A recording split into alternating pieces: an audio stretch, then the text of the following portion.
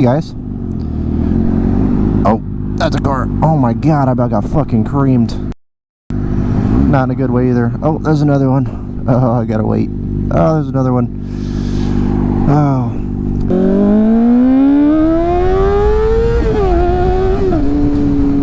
Anyways, I have something fun to talk about. It wasn't fun at the time, but looking back on it, it's really not that bad.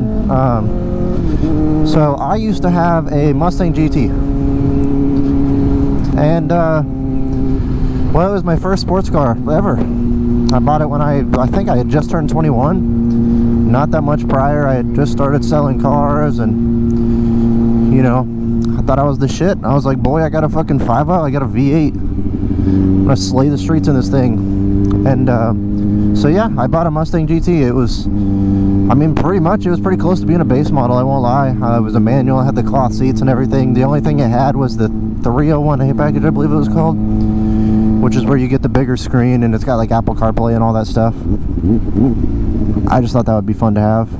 And so what I ended up doing with that car is, first thing I did is I put an exhaust on it. I got the Borla Attack. It was like almost $3,000 at the time. Looking back on it, not the best purchase. It was loud and it was cool and everything, but golly tamale, $3,000 for an exhaust. Never do that again. And not that long after that, I ended up putting some long tube headers on it. I put an intake on it, the JLT, got it tuned by Lund, got an E85 tune. Oh my god, look at that Shelby. Oh man, I had one of these at one point too. $88,000, Jesus Christ. That's so much fucking money. God, why do they do this? That's too expensive. I'm gonna park my bike right here. This seems like a good spot. Oh yeah. Look at that, dude. That's a fucking wild Mustang right there. Let's take a picture for the gram. I ended up putting some headers on it, got an intake, got it tuned by Lund. Shout out to Lund, by the way, for the 85 tune. Oh man, this is kind of where things get bad. So when I got it tuned by Lund for E85, I think that the injectors actually weren't big enough or something, because the car was sputtering at high RPMs, you know, when I was wide open throttle. So put it in gear. I ended up bringing it over here to the shop and letting them know that it was sputtering and the engine was running lean and everything like that. I was just going to see if we could maybe get some bigger injectors, or maybe just, you know, just make sure that nothing was wrong with it before I went ahead and started doing anything. And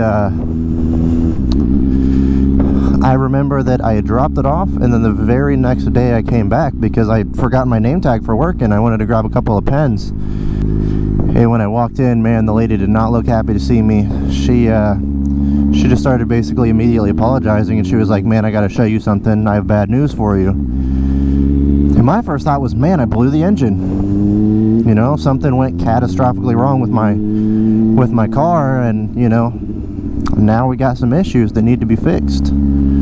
That's not at all what happened. She brought me back into the shop and she showed me my car, and I should still have pictures. I will go ahead and put them below. Yeah, they crashed my car. She told me that what had happened was that somebody backed a truck into it. I kind of don't believe them. It looks like somebody maybe was sliding it around and slid into a pole or something, but I have no evidence to prove that. Honestly, I don't even have a reason to believe that they would lie to me, but I feel like they would definitely probably lie to me if, you know, if they did slide it into a pole or something. They would hope that I just wouldn't ask questions, but I did.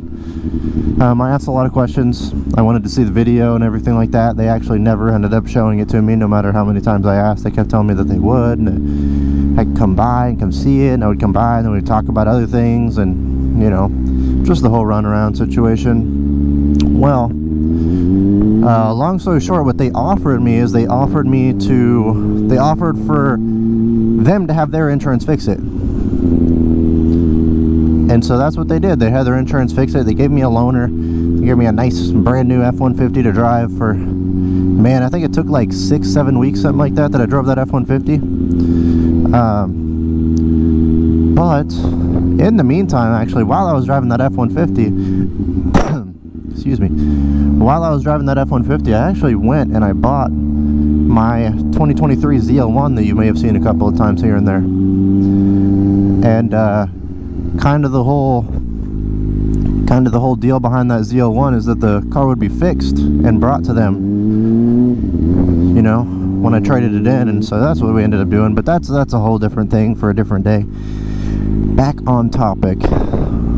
Long story short, 6, 7, 8 weeks, something like that. I don't remember exactly how many weeks, but it was quite a few weeks that I waited. And then they called me, told me my car was ready, and so I came in and picked it up, and I dropped off the loaner.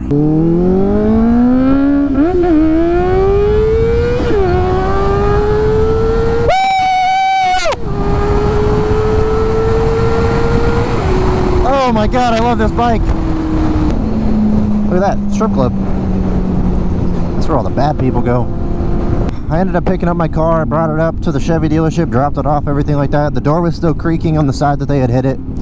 It was kind of fixed, but not really. So I was kind of just out. Like the 10 grand that I put into this car, I mean, I bought the headers, I bought the exhaust, brand new, I bought the intake, I replaced the front bumper, I replaced the rear deck lid. I mean, I changed a lot of things aesthetically and performance-wise on that car, and I didn't get any of that stuff back. But what they did give me, and by they I mean the insurance company, not the dealership, they gave me, I think it was like $4,500 for lost value, for diminished value on the car. And the cool thing is when I traded it in, they actually just gave me what it was worth, plus a little bit. And I got like 8 grand off on the ZL1, brand new, which was insane. They literally gave me a deal that I could not say no to. But they gave me all that money, the insurance company, I mean.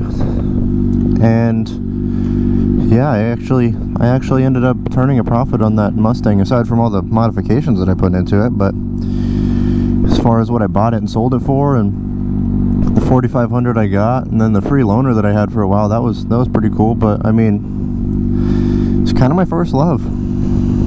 It's kind of like my first, you know, that was like my entrance into the car scene, and it was kind of taken away from me overnight, very unexpectedly. It was really upsetting. Anyways, guys, if you liked the video, like the video. If not, I guess I'll probably never see you again, but that's okay. Bye.